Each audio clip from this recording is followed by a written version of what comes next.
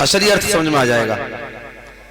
भगवान से जाके आह्वान किया देवी देवताओं ने, जब कंस ने अत्याचार किया तो भगवान ने कहा था कि तुम भी जाओ भूमि पर धरो यादवी रूप, मैं यादव कुल में आऊं और बन की यादव भूप। तुम सभी जाकर के यदुवंश में ब्रज मंडल में अपनी अपनी पत्नियों सहित, देवताओं से कहा अपनी अपनी पत्नियों के सहित अवतार लो, मैं ब्रज मंडल में यादवों का राजा बन के आऊंगा। ये शब्द किसने कहा है? भगवान विष्णु देव ने देवताओं से। देवता चले गए, वही देवता फिर आकर के ब्रज मंडल में अवतार ग्रहण करने लगे हैं अपनी अपनी पत्नियों सहित। देवता है आकर के अवतार ले रहे हैं, जाट गुजर अहीर बघेल ब्रह्म सब जितनी जातियां बनी जो भी हो उस समय हर वर्ड में देवता उत्पन्न होने लगे।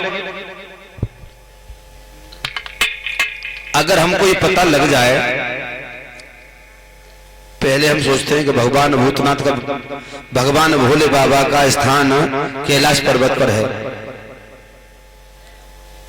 और अब तुमको पता लग गया कि भोलेनाथ का स्थान हमारे रेवनाई में मेला लगता है, साक्षात भोले बाबा प्रकट गए हो गए, तो वहां जाने की आवश्यकता है? जल तो यहां भी चढ़ा देते हो आप। थोड़ा एक दृष्टांत के माध्यम से बता रहा हूं। ये जितने हम ब्रज क्षेत्र में लोग उपजे बने हैं, उनमें देवता अपनी पत्नियों से आकर के अवतार लेने लगे भगवान की प्रेरणा से। उनको ये पता है, वो इस मूल रहस्य को समझते हैं कि भगवान विष्णुदेव कृष्ण के रूप में मैया जसोदा के आंगन में पड़ रहे हैं, पता है उन्हें। मैं असली हीरा पाकर के कौन मूर्ख ठुकराएगा, असली हीरा पाकर के कौन मूर्ख ठुकराएगा, और घर आए नागन पूज पाए क्या बामी पूजन। केवल यदि दो शब्दों में पूरा माखन लीला का भावार्थ है। नाग पूजने जाते हो, बामी पूजन जाएगा। जब घर आए नाग आ जाएं तो पहले उस नाग को पूजोगे या उसे पूजोगे, या उसे मार दोगे बसंत पंचमी नाग पंचमी वाले दिन? ये तो अच्छी बात है। घर आए नाग न पूज पाए क्या बामी पूजन जाएगा। गोपियों का यही भाव है। जितनी गोपियां हैं ये कौन है? देवियां, देवताओं की पत्नियां, भगवान को इष्ट मानती हैं। इन गोपियों का यही भाव है। भाव बहुत सुंदर है। ये सुबह शाम जब दही जमाती हैं, अपने आंगन में भोजन पकाती हैं, तो भगवान का आह्वान करती हैं। आह्वान मतलब भगवान को याद करती हैं। हे प्रभु, हे दीनानाथ, हे यशोदानंदन कृष्ण, आप किसी भी तरह से आकर के मेरे आंगन में माखन को भोग लगा जाओ, मेरे भोजन को भोग लगा जाओ। बचा हुआ माखन, बचा हुआ भोजन प्रसाद बन जाएगा। उस प्रसाद को मेरा परिवार ग्रहण करेगा, उसे खा करके मन शुद्ध रहेगा, हष्ट पुष्ट रहेंगे मेरे बच्चे, मेरा परिवार जो है कोई हारी बीमारी परेशानी में नहीं जकड़ेगा।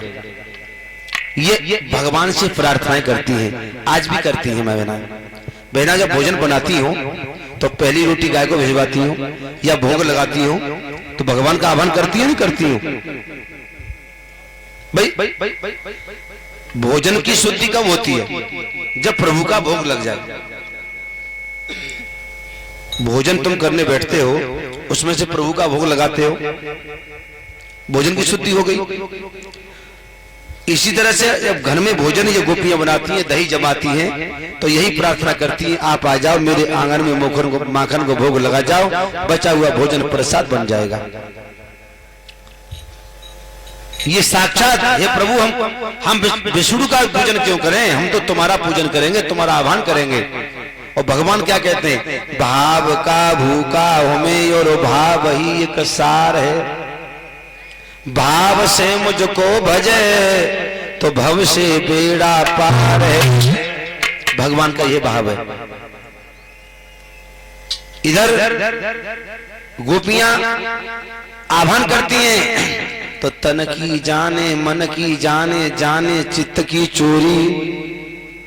अरे जो सर्वज्ञ है, कड़कड़ में व्यापक है या कड़कड़ उसमें व्यापक है, भगवान से कुछ मांगना नहीं चाहिए, वो तो बिन मांगे देता है। भगवान समझते ये गोपियां मुझे याद कर रही हैं, माखन का भोग लगाने का आह्वान कर रही हैं, मुझे बुला रही हैं, तब मेरे प्रभु उनके घर में माखन का भोग लगाने जाते हैं, ना कि चोरी करने के लिए। बात अच्छी लगी हो प्रमाणिकता के आधार पर तो तालियां बजा दो, दूसरा कोई भाव नहीं है। कथा का आंतरिक भाव यही है, जिसको पूर्ण रूप से विस्तृत रूप में भागवत में वर्णन करके नहीं लिखा गया।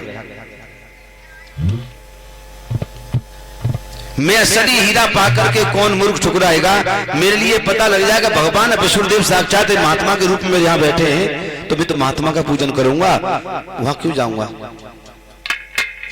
ये गोपियां कोई साधारण लड़कियां नहीं है, स्त्रियां नहीं है, ये सब देवियां हैं। क्योंकि कंस ने अत्याचार किया, भगवान का आह्वान किया देवी देवताओं ने, तब भगवान ने सब देवताओं से कहा था कि सभी जाकर के ब्रज मंडल में दूसरे रूप से मनुष्य रूप में अवतार ग्रहण करो अपनी अपनी पत्नियों से। यही गोपियां देवियां हैं, ये कुछ साधारण इंसान नहीं है।